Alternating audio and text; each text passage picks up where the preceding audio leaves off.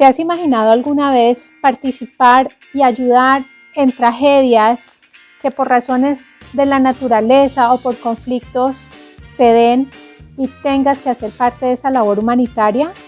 Hoy nuestro invitado es Carlos Alberto Giraldo, voluntario desde hace 54 años de la Cruz Roja Colombiana, que ha estado activo haciendo este servicio y de esas experiencias nos va a compartir sus aprendizajes y cómo la fortaleza y la luz también están allí presentes en medio del dolor para salir adelante, para ayudar a la humanidad, para construir juntos. No te lo pierdas.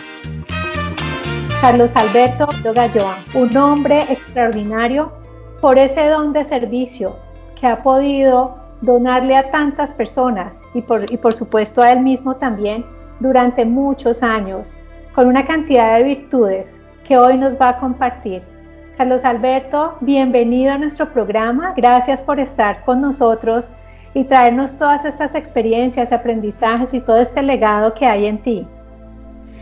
Sandra, muchísimas gracias por la invitación y bueno, vamos a compartir lo que ha sido un aprendizaje de vida durante 54 años a través de la obra humanitaria y aprendizajes en el día a día de nuestro país y a nivel general. Sí, felicitaciones, 54 años.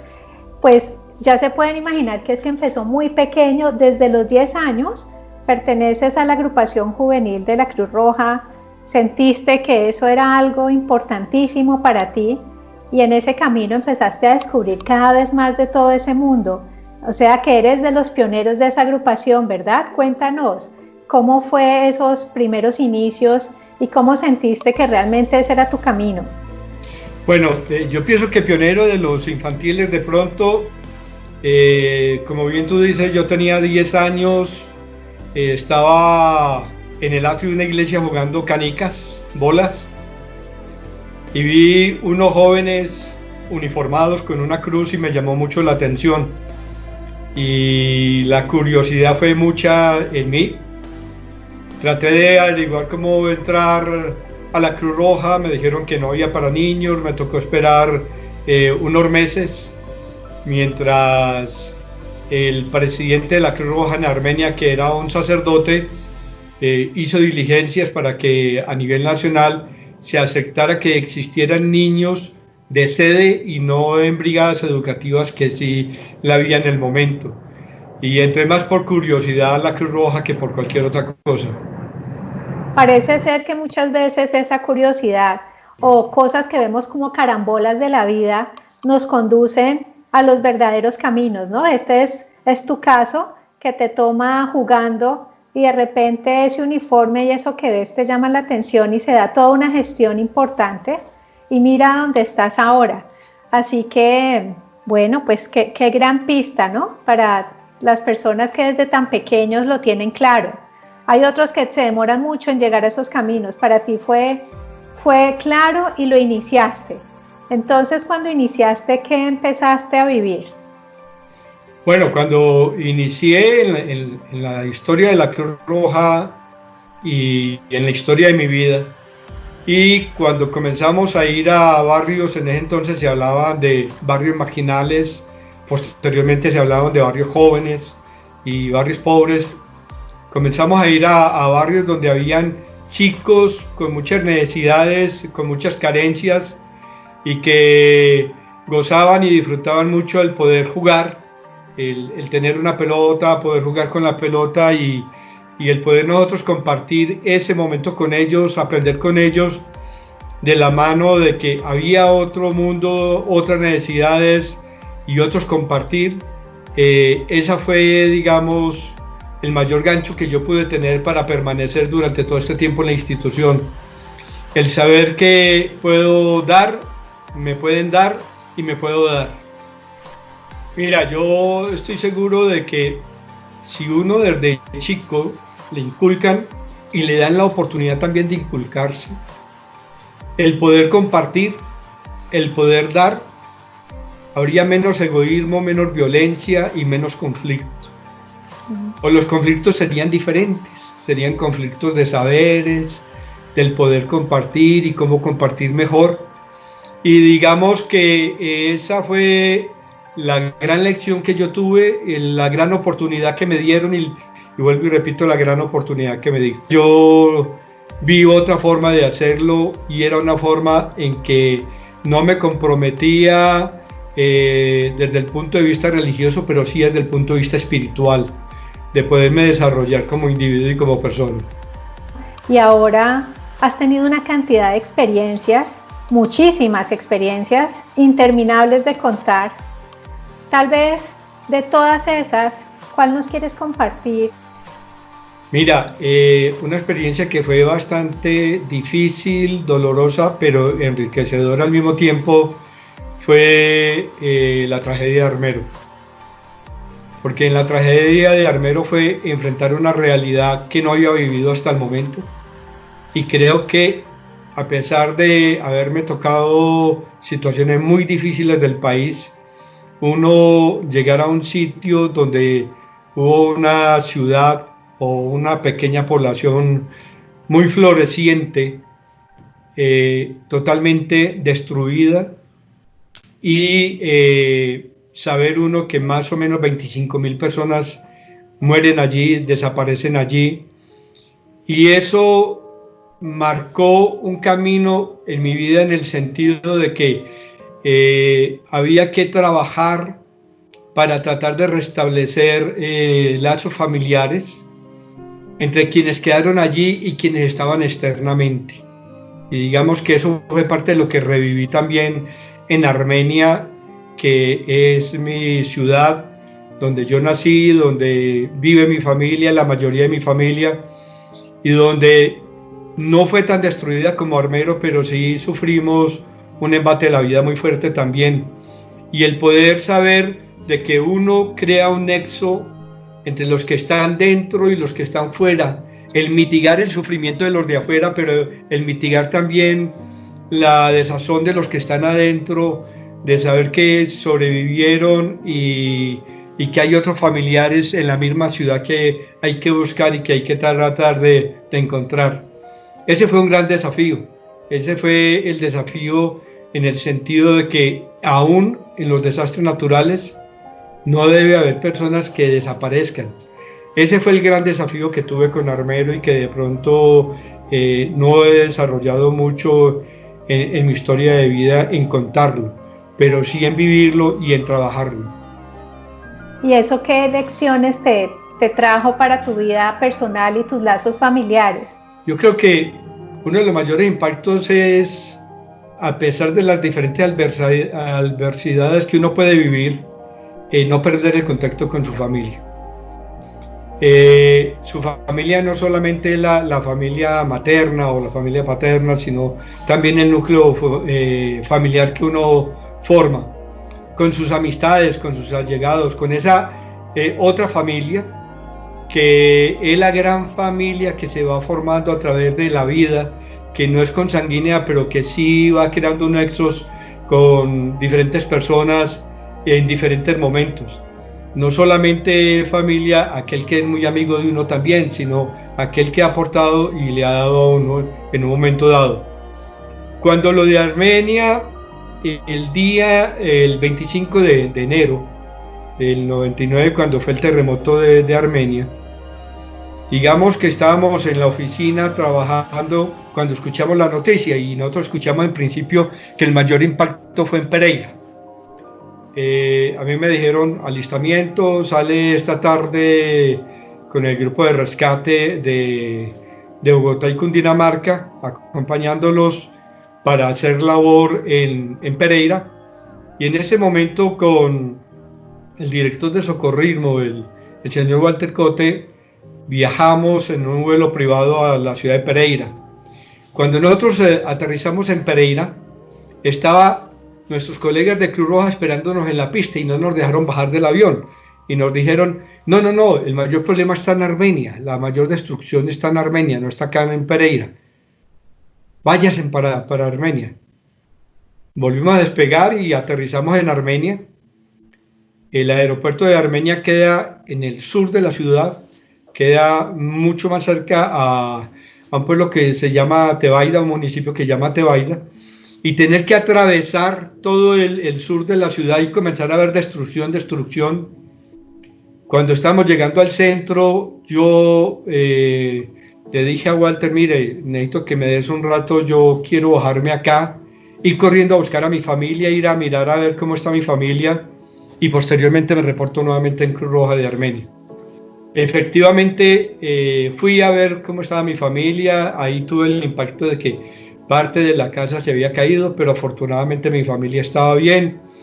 Algunos vecinos aporreados, me reuní con mi familia, con los vecinos, hablamos, les di algunas recomendaciones de cómo mantener el núcleo familiar, que no se dispersaran, cómo sobrevivir la noche en ese momento, y después de casi 2 horas regresé a la sede de la Cruz Roja y poder también saber de otros familiares que había ahí y incorporarme en el trabajo.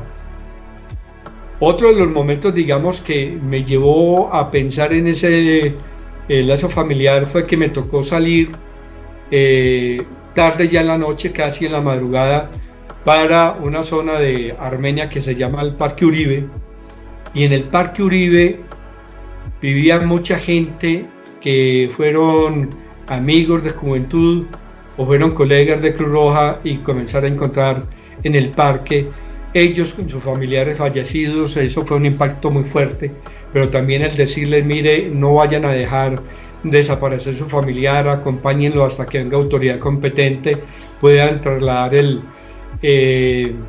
cadáver a la morgue.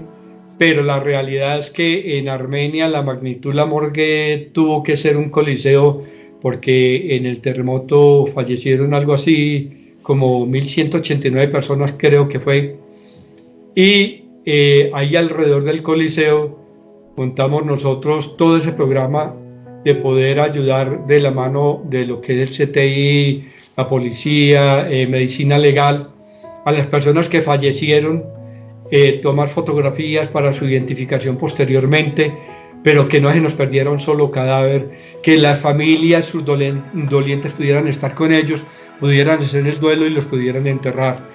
De modo que esa es otra forma de dignificar la persona, aún en la muerte, pero en la vida de quienes quedamos, de todas formas, velando a nuestros familiares que fallecieron por una u otra situación. He tenido la oportunidad de estar en más o menos 694 municipios del país, en sus cabeceras o en sus zonas rurales, y poder tener contacto con muchas personas del campo, aprender de ellos, de sus necesidades, de sus acciones, de sus dolores, pero sobre todo de cómo salir adelante, de cómo construirnos y reconstruir, de cómo ser mejores como seres humanos y personas, con un grupo de amigos, pero también en compañía de algunos miembros de la Cruz Roja, creado algunos mecanismos para poder acercar familias que tienen familiares en UCIs, que puedan hablar, tal cual como lo vimos en Italia, tal cual como lo hemos visto también en la televisión, a través de una tablet, a través de un dispositivo celular, que se puedan hacer acompañamiento, que se escuchen o que escuche al menos el uno o el otro, y que en el momento de fallecer, que es difícil, aún así se puede hacer acompañamiento a la distancia y no la ausencia en la distancia, porque esa es la incertidumbre que nos queda como ser humano. El derecho a poder acompañar a nuestros familiares, el derecho a hacer el duelo y el derecho a saber de que aunque la persona se marchó, nosotros seguimos ahí con ellos. Yo creo que una persona como tú se ha ido dando cuenta cuáles son las prioridades en la vida y se ha ido despidiendo de muchas cosas que realmente no son necesarias y que se les gasta a veces mucha energía, tiempo, dinero, pensamiento. ¿Qué cosas quisieras dejarnos de esas de las que tú te has ido despidiendo y de las que ya te das cuenta que no vale la pena seguir cargando? Mira, uno tiene que aprender a desprenderse del ego. Uno a veces llega a embelezarse tanto con el ego que deja de vivir y deja de dar y deja de recibir.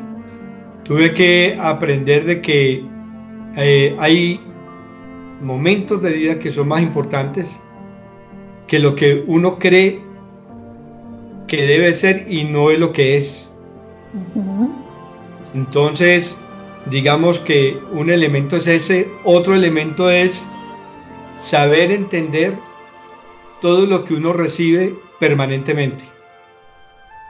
Si uno no abre la mente, si uno solo se queda con una visión de túnel, uno no se da cuenta de todo lo infinito que uno recibe en el día a día. Lo otro es que a veces uno sacrifica y se sacrifica en muchas cosas por no dimensionar.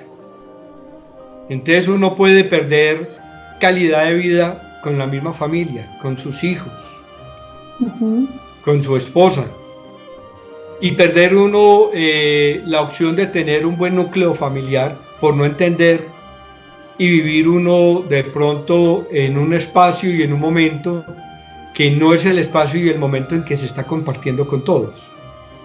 Y esa es otra lección aprendida, el cómo recuperar familia, aún perdiendo uno la familia, cómo recuperar familia, ser y lograr una armonía entre todos, sin tener esos dolores, sin tener esas angustias y sin tener, digamos, la frustración de lo que pudo haber sido, sino de lo que es realmente. A mí alguien me dijo un día, uno tiene que aprender a perdonar, a perdonarse y a que se perdonen. Y yo pienso que ese fue otro elemento que aprendí muy bien en mi vida, para poder transformar elementos negativos que de pronto tenía en elementos muy positivos. Una cosa que yo aprendí también dentro de la Cruz Roja es que uno no trabaja para la comunidad, sino con la comunidad. Que uno es comunidad, que uno es parte de la comunidad. Que uno no puede ver la comunidad como por allá, porque cuando uno ve la comunidad distante, difícilmente entenderá la necesidad de lo que es mi comunidad como tal. Y entre esas muchas también lo has hecho con los centros carcelarios y penitenciarios. Y comenzamos un trabajo muy fuerte de la mano del IMPEC, de los centros penitenciarios en la ciudad de Cali, de poder trabajar con personas de los diferentes patios en esos procesos de resocialización y darnos cuenta de que lo que se necesitan es oportunidades y desarrollar las oportunidades también. Que no nos podemos quedar en el temor y en la crítica. Y ese fue como un principio de ese proceso de resocialización, donde logramos cosas muy interesantes de convivencia en los patios, entre ellos, pero que esa convivencia no solamente se diera al interior de los centros penitenciarios, sino al exterior, que cuando llegaran sus familias a visitar, hombres o mujeres, porque trabajamos tanto en la de hombres como en la de mujeres, llegaran sus cónyuges a hacerles visita, ni fueran objeto de agresión el uno o el otro, sino de comprensión y de compartir un momento en el encierro para hacer.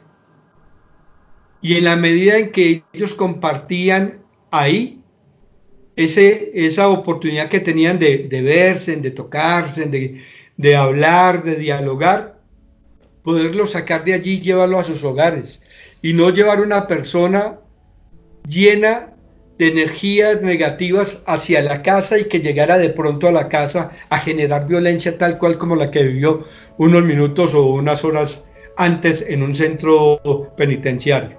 Tratar de entender también al otro, por qué lo hace. Y entender el por qué lo hace es entender también que puede haber herramientas para uno enseñar por qué no lo debe hacer y cómo debe transformar. Y eso es parte de la transformación de los conflictos también. Y eso me acuerda a un video que ya está montado en el canal, que se llama Creer en los demás, que empieza desde tú mirar a las otras personas con ojos de capacidad, creer en ellas, y asimismo empiezas a darte cuenta que eso lo sienten y que hay un comportamiento diferente a cuando tú partes de no creer en las personas, de no creer en esa persona, y ahí se genera otra dinámica de la relación. Así que en nombre de todos, de todas esas personas, familias en las que tú has llegado de todas las maneras, mil gracias, gracias, infinitas gracias.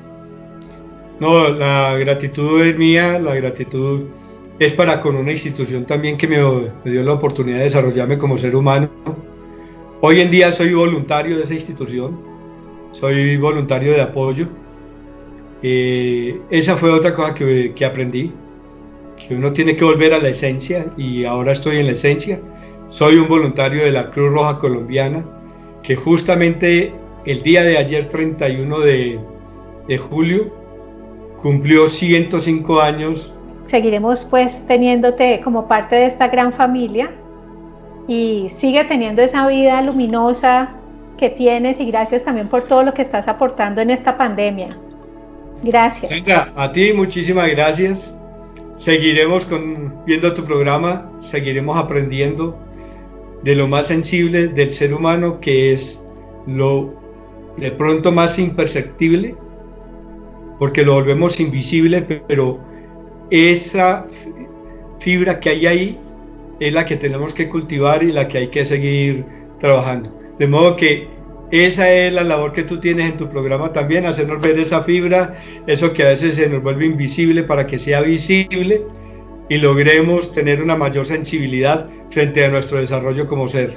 Todos los que te seguimos, yo creo que somos muchos los que vemos tu canal, disfrutamos de él, aprendemos mucho de cada uno de tus entrevistados, cada uno desde su óptica, cada uno desde su experiencia de vida, pero esas experiencias de vida son las que suman. Carlos Alberto nos recordó muchos aspectos importantes de la vida, abrirnos a recibir para que podamos apreciar diariamente todas las bendiciones que estamos constantemente recibiendo, que solamente es querer verlas para poder apreciarlas y disfrutarlas. Aprovechar a nuestra familia, construir esos lazos familiares con las personas cercanas y con esos amigos que se van volviendo también nuestra familia. Despedirnos de lo que ya no necesitamos, ayudar en todos los aspectos, todo lo que podamos, y de esa manera también nos estamos dando a nosotros mismos. Los invito a que se suscriban en mi canal, que le des te gusta si para ti ha sido nutritivo. Pon la campana de notificaciones para que te des cuenta cada que hacemos estas publicaciones y no te las pierdas. Y divúlgalo con todos los que puedas para que muchas personas tengan la oportunidad de llevarse todo este legado que tienen nuestros invitados en nuestro programa Vidas que Inspiran.